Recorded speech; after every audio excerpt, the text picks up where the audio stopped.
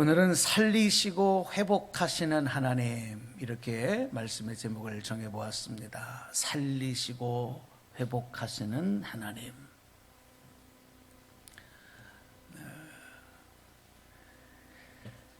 인생의 아픔과 상처, 그리고 생명과 죽음의 문제를 다시 생각하게 하는 그런 충격적인 사건을 경험한 사람은 그런 상처와 그런 경험들이 그 삶에 반드시 영향을 끼치게 되어 있습니다. 그러니까 우리 인생은 어떻게 말하면 내가 인생을 살면서 경험한 상처나 또 아픔이나 그리고 생명과 죽음의 큰 충격적인 그런 사건들의 경험들, 그런 것에 의해서 영향을 받아 형성되어지고 있다, 이렇게 말해도 틀리지가 않아요. 문제는 뭐냐면 그런 영향이 나에게 좋은 영향으로, 그래서 나를 온전하게 좋은 모습으로 변화시키는지, 아니면 그 반대로 그런 영향들이 나에게 나쁘게 미치느냐, 이게 문제가 되는 거예요. 한 사람의 인생을 좀 여러분에게 소개하려고 합니다. 오늘 우리가 21세기를 살아가면서 특별히 세계 모든 나라와 백성들이 오늘 현실적으로 우리 모두가 다 이 코비드19, 코로나19의 이 영향으로 인해서 정말 큰 아픔과 상처를 받고 있고요. 어떤 전쟁이 아닌 이 바이러스 전염병으로 인해서 정말 많은 삶의 문제들이 발생을 하고 있습니다. 통계를 보니까 전 세계의 확진자가 현재 230만 명이 넘어서고 있고, 그리고 사망자가 16만 명이 넘어서고 있어요. 이건 큰 재앙입니다. 앞으로 이 바이러스에 대한 트라우마는 앞으로 계속 인류의 삶에 불안과 문제들을 남길 것으로 예상되고 있습니다. 이렇게 시대적이고 그리고 환경적이고 우주적인 재앙도 있지만, 이 개인적으로 당하는 아픔과 상처들, 이것도 이루 말할 수가 없거든요. 오늘 여기 계신 분들도 지난날의 삶의 라이프 스토리를 보면 그런 내용들이 참 많을 거예요.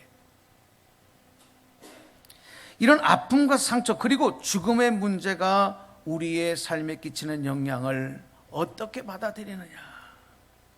앞으로 우리가 살아가는데 이 문제는, 이 내용은 굉장히 큰 이슈가 되는 거예요.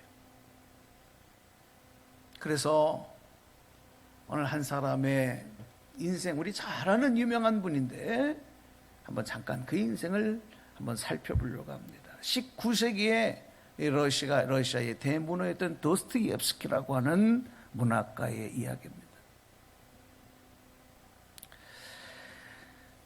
이분은 어린 시절과 청년 시절까지 아픔과 상처로 일관된 삶이었다, 이렇게 설명을 드릴 수가 있습니다. 어린 시절에는 가부장적이고 엄격하고 무서웠던 군의관 출신이었던 아버지에 대한 상처가 굉장히 많이 있었습니다. 그 아버지에 대한 상처가 어머니의 따뜻한 사랑으로 위로받고 그리고 보상받으며 성장하던 이 도스토옙스키가 16살 때 갑자기 어머니가 세상을 떠나고 돌아가시고 말아요. 큰 충격을 받았습니다. 그런데 그 아버지마저도 어느 날 농부들에게, 그 아버지의 그 포악한 성격 때문에 농부들에게 집단으로 구타를 당해서 아버지마저도 어느 날 비명행사하는, 죽임을 당하는 충격을 또 받게 되는 것입니다. 이 일로 인해서 도스토옙스키는 우울증과 간질병으로 고생하며 살아가는 그런 또 처지가 되는 거예요.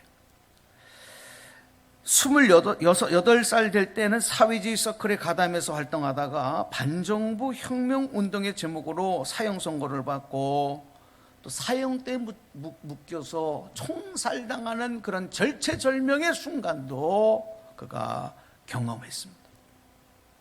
그리고 또 그 순간에 기적과 같이 황제의 특명이 내려져서 사형 집행이 중지가 되어지고 이렇게 극적으로 사형을 면하고 난 뒤에 그는 시베리아로 끌려가서 4년간 감옥 생활을 해야 됐고, 또 감옥 생활이 끝나고 난 다음에는 4년 동안 의무적으로 군 복무를 해야 됐습니다. 이런 과정을 겪으면서 이 도스토옙스키의 인간관, 세계관, 이 모든 것들이 완전하게 바뀌고 말아요.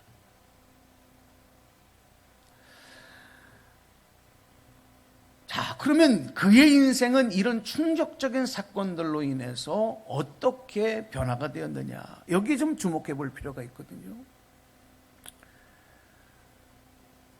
기록을 보니까 그의 사상이 이런 충격적인 사건들을 경험하면서 사회주의적인 유토피아를 지향했던 데서 이 도스토옙스키는 완전히 극우 보수주의자가 됩니다. 그러니까 사상이 완전히 바뀌었어요.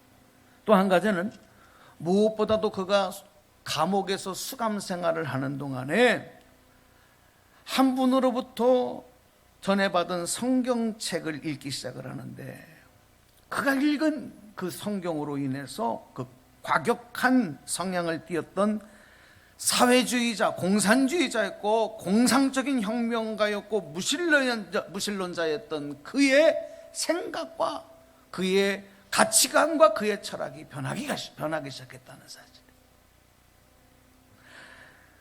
그리고 그가 고백하는 것은 이제 그리스도만이 완전하시고 그리스도만이 온전한 존재라고 하는 사실을 믿고 주장하는 온전한 그리스도인으로 변화되었다는 사실을 우리는 주목해야 하는 것입니다. 그렇습니다. 그의 인생의 상처와 불안과 죽음의 골짜기에서 다시 생명으로 살아나는 체험을 하는 동안 그는 하나님의 말씀의 기록인 성경을 통해서 생명의 회복자이시고 치료자이시고 삶의 진정한 소망이 되시는 구원자이신 그리스도를 만났고 주님만 의지하는 그리스도인이 되었습니다. 그리고 이후에 그는 유명한 문학 작품들을 써서 정말 인류 역사에 큰 족적을 남깁니다. 죄와 벌, 까라마조프가의 형제들 등등 수많은 작품들이 쏟아져 나와요. 다 그의 삶에서 겪은 상처들을 모태로 해서 나온 아름다운 작품들이었던 것입니다. 이렇게 우리가 경험하는 인생 체험들 중에는 마치 하나님께서 에스겔에게 환상을 보여주시면서 이 골짜기에 공동묘지 골짜기에 마른 뼈들만 가득히 놓여 있는 바로 그 해골의 동산, 죽음의 동산을 보여주시면서 에스겔이 그 광경을 보는 동안에 하나님이 이렇게 물으시는 거예요. 에스겔아, 이 뼈들이 과연 능히 살 수 있겠느냐? 이 뼈들이 능히 살 수 있겠느냐? 오늘 이 말씀을 우리가 다시 한번 연상하게 됩니다. 하나님께서 에스겔에게 보여주신 것은 하나님의 생명의 역사가 어떤 사건 때문인지 모르지만 미처 시신들을 다 매장하지도 못하고 그냥 골짜기에 버려둬서 그것들이 다 시간이 지나가면서 이제 백골이 되어지고 해골들에 쌓여져 있는 동산이 된 그 참혹한 현장을 보여주시면서, 그러나 그러한 곳에도 하나님의 생명의 역사가 임하면, 하나님의 생기가 그 마른 뼈들, 그 해골들에게 들어가면 어떤 일이 벌어지느냐를 보여주시는데, 에스겔이 환상 가운데 보는데 놀라운 역사가 일어나는 거예요. 그 해골들에게 그 뼈들이, 흩어졌던 뼈들이 서로 모아서 사람의 모양을 만들어가고, 그 해골들에게 힘줄이 생기고 근육이 생기고 가죽이 덮이고,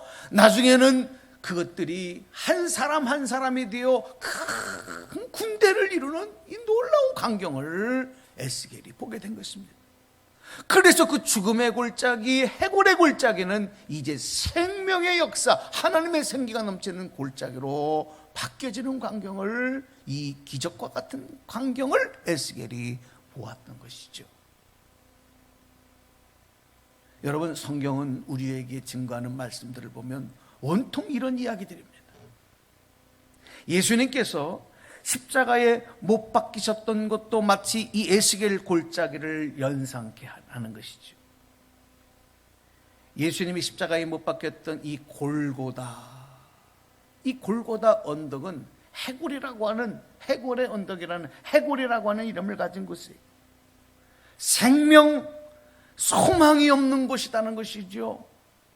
죽음과 어둠과 절망만 있는 곳, 바로 그곳에 우리 예수님이 십자가에 못 박혀 죽으셨어요. 그러나 예수님은 3일 만에 다시 부활하셔서 고난과 상처와 죽음을 생명의 승리로 장식하시고, 그리고 그 부활하신 주님은 우리에게 나타나셔서 우리에게 영원한 구원의 증거가 되는 것을 보여주시고, 오늘 그 부활의 생명으로 우리를 다시 살리시고 인도하고 계신 줄로 믿으시면 한번 아멘 하시기 바랍니다. 이 은혜를 우리가 받아 누린 거예요. 에스겔이 본 마른 뼈들이 살아나는 역사와 예수님께서 골고다 언덕에서 부활하신 역사는 여러분 19세기를 살았던 도스토옙스키 같은 사람만에게만이 아니라 바로 오늘 우리 삶에도 동일하게 일어나고 있는 하나님의 생명의 사건이다. 이것을 깨닫는 이들이 복 있는 자들이에요.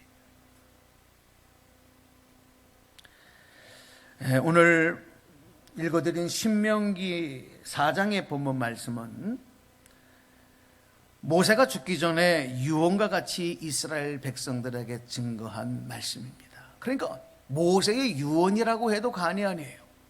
모세는 자신이 비록 약속의 가나안 땅에는 들어가지 못하지만, 그래서 광야에서 죽어야 될 운명임을 하나님께서 말씀하셔서 알게 됐고 그것을 받아들였지만, 장차 이스라엘 백성들은 하나님이 약속한 가나안 땅에 들어갔을 때에, 그 가나안 땅에 들어가게 되면 바로 그들이 절대 잊지 말아야 할 것은 뭐냐? 바로 오늘 이 하나님의 약속의 말씀이다. 절대 잊지 말아야 될 하나님의 약속의 말씀, 그것을 기억하고 그 명령, 그 말씀을 행하는 삶을 살아야 된다라고 그는 마지막 숨지기 직전까지 이 말씀을 강조했던 것입니다. 이 설교를 준비하면서 묵상해 봤어요. 왜 이렇게 이런 내용들을, 이런 말씀을 그토록 하나님은 강조하셨고, 그 하나님의 뜻을 받아들인 모세도 숨지기 직전까지 이스라엘 백성들에게 왜 이렇게 하나님의 약속의 말씀을 기억하고 그 명령을 꼭 행해야 되느냐라고 강조했을까? 왜 이렇게 강조했을까? 생명이 다하기까지 포기하지 않냐고 강조했을까? 이렇게 묵상을 하는 가운데 이러한 깨달음이 와요. 아, 그렇구나. 이스라엘 백성들이 앞으로 이 약속의 가나안 땅에 들어가서 경험하는 일들, 또 그곳에서 실패를 경험하고 아픔을 경험하고 상처를 경험하고, 특별히 하나님을 향한 신앙의 흔들림과 그리고 어려움들을, 이러한 일들을 많이 겪을 것이기 때문에, 그런 일들이, 그런 장애물들이 그 땅에는 먹을 것, 입을 것, 그리고 풍요로운 땅만 있는 것이 아니라 그 삶에는 이런 문제들이 산더미 쓰나미처럼 쌓여져 있고, 이런 문제들이 그 백성들에게 쓰나미처럼 다가올 것이기 때문에 그것을 하나님은 하셨고 그 뜻을 모세에게 말씀하셨기 때문에 바로 이런 내용들, 하나님의 말씀을, 약속의 말씀을 절대로 잊어서는 안 되고 그 말씀 명령대로 행해야 된다 하는 것을 또 강조했던 것입니다. 오늘 말씀을 다시 한번 읽어드릴게요. 신명기 4장 1절 말씀. 이스라엘아, 이제 내가 너희에게 가르치는 규례와 법도를 듣고 준행하라. 그리하면 너희가 살 것이요 너희 조상의 하나님 여호와께서 너희에게 주시는 땅에 들어가서 그것을 얻게 되리라. 아멘. 자, 다시 한번 여러분 이 말씀을 주목해 보시겠습니까? 뭐라고 말씀하시네요? 하나님 말씀을 기억하고 그 말씀을 듣고 준행해야 어떻게 된다 그래요? 죽지 않고 살리라 그랬어요. 죽지 않고 살리라. 이 강조하신 명령에서 우리는 하나님의 말씀이 바로 생명이라는 사실, 생명의 말씀이 된다는 사실을 알게 되는 것입니다. 그래서 살리는 말씀, 회복시키는 능력이 되는 하나님의 말씀을 우리는 절대로 잊어서는 안 된다. 어떤 어려움이 와도 하나님의 약속을 기억하고 그 말씀을 붙잡아야 한다. 오늘 이 말씀을 듣는 여러분들에게도 이 결단, 이 믿음으로 무장하게 되기를 주님의 이름으로 축복합니다.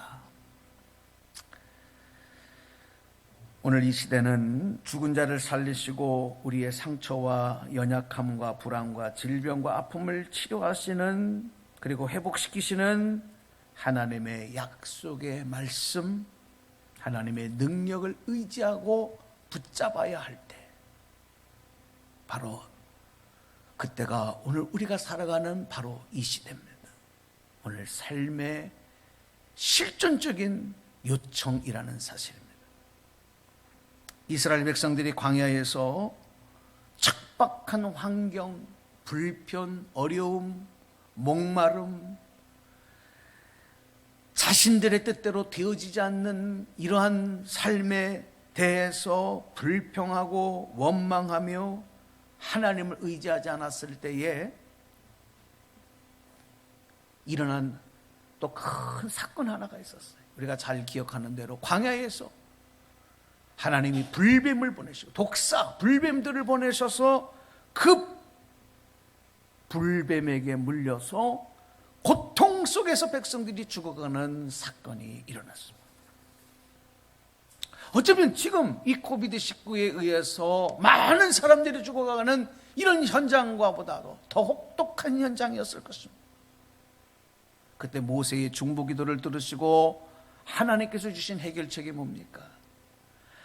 하나님의 회복과 치료의 비결은 다른 게 아니었어요. 모세에게 명령하셔서 만들게 한 장대에 구리뱀을 만들어 그 장대에 달아서 높이 올리면 그 노뱀을 사람들은 장대에 들려 세운 그 노뱀을 바라보기만 하면 살리라. 이것이 바로 하나님의 해결책이었습니다.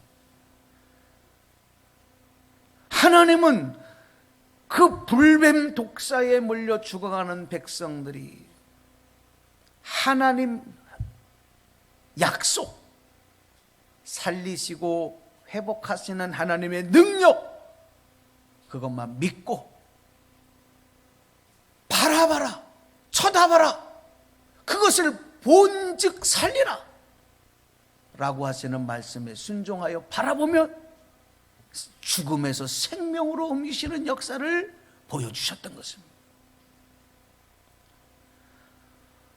모세는 이 말씀을 백성들에게 전할 수밖에 없었죠. 그것이 사는 방법이고 생명의 비결이니까. 그러나 많은 사람들은 그 말씀에 순종하여 죽음에서 생명으로 옮겨져 하나님의 능력을 본 사람도 있지만 믿지 아니하고 자기 방법과 자기 뜻대로 행하다가 그 불뱀에 물려 죽어간 사람들이 인산인을 이루는 그런 안타까운 역사의 사건이 되고 말았던 것입니다. 여러분, 이 시대에 수많은 사람들이 고통받고 또 불안에 떨고 또 죽음의 영이 창궐한 이때, 우리가 하나님 앞에 나와서 예배드리는 것조차도 두렵고 떨리는, 불안에 떨어야 하는 이 안타까운 현실, 여기서 과연 우리가 무엇을 의지하고 무엇을 붙잡고 무엇을 바라봐야 하겠습니까, 여러분?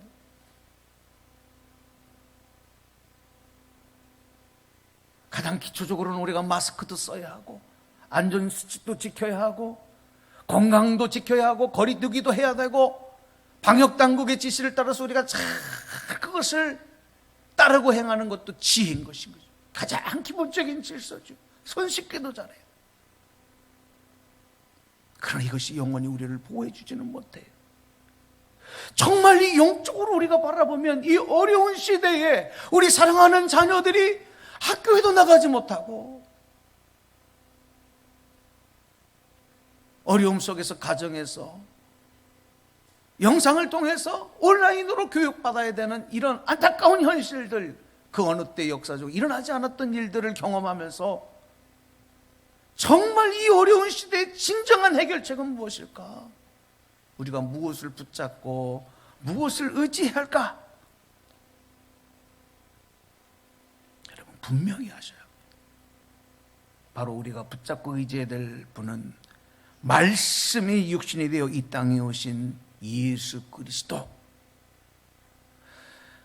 장대에 매어 달려 올려진 그 구레뱀을 쳐다본 즉 살리라 하신 것처럼 십자가에 달려 우리를 위해 죽으시고 부활하 살아나신 말씀이 육신이 되어 우리 가운데 오신 예수 그리스도만 붙잡고 예수 그리스도만 의지하고 믿을 때 이 삶의 문제에서, 불안에서, 어둠에서 생명으로 옮겨지는 역사들이 일어나게 될 줄로 믿습니다.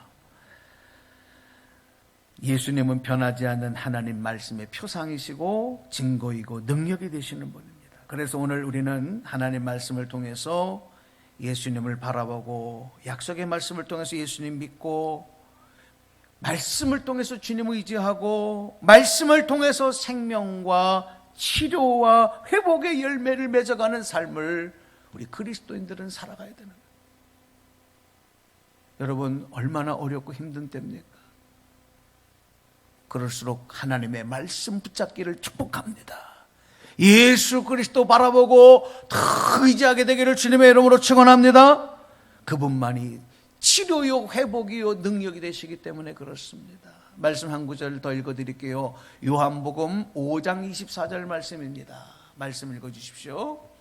내가 진실로 진실로 너희에게 이르노니 내 말을 듣고 또 나 보내신 이를 믿는 자는 영생을 얻었고 심판에 이르지 아니하나니 사망에서 생명으로 옮겼느니라. 아멘.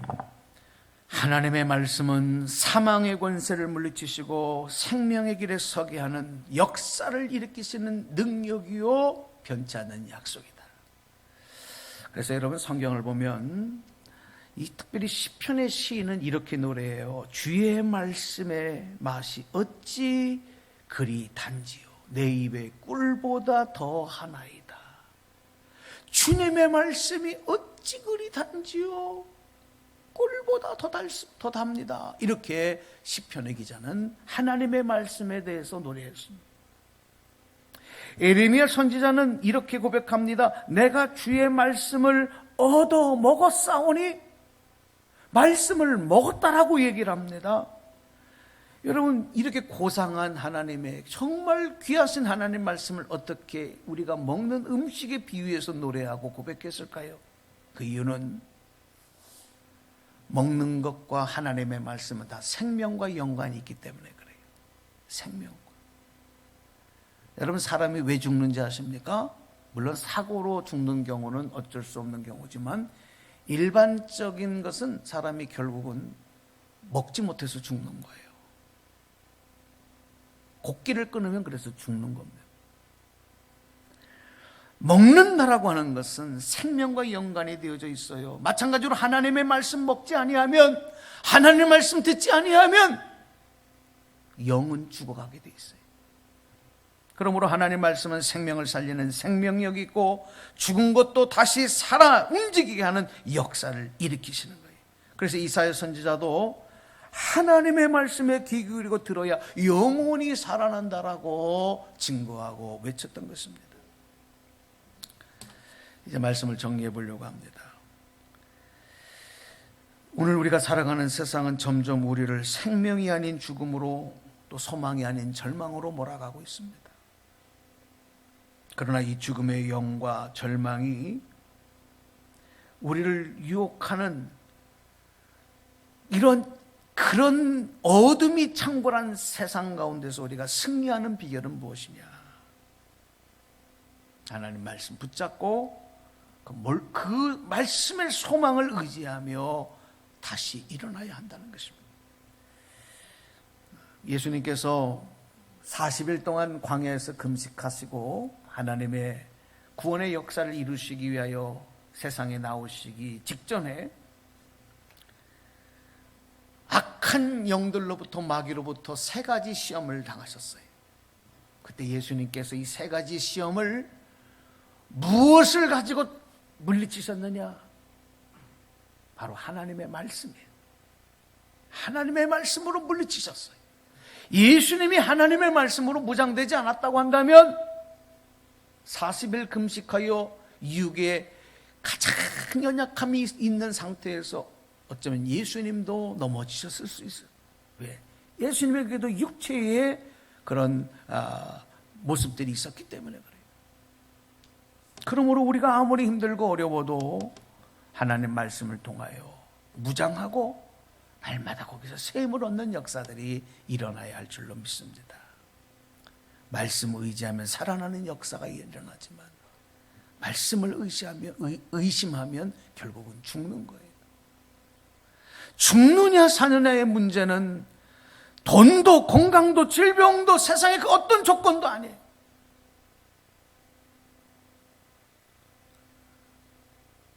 나라에서 아무리 많은 돈을 국민들에게 줘도 이 나라가 다시 일어날 수 있는 것은 여러분 그 돈으로 일어나는 거 아니에요. 우리 가정 경제가 그런 것들로 일어나는 게 아니에요. 물질로 돈으로 아닙니다.